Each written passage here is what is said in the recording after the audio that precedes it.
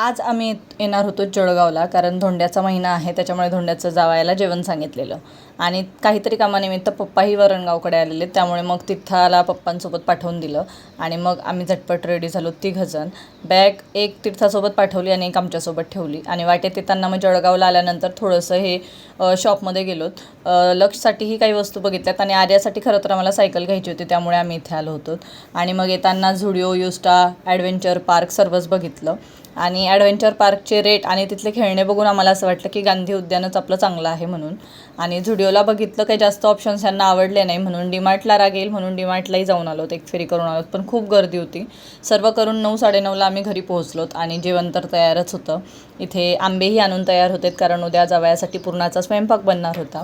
आणि आज बनवलेलं होतं मम्मीने शेवभाजी, भात, पोळ्या बनवून ठेवलेलं होतं. इकडे तीर्थाचं जेवणही चालू होतं. तर अशी केली आमची संध्याकाळ. कशी वाटली कमेंट करून सांगा.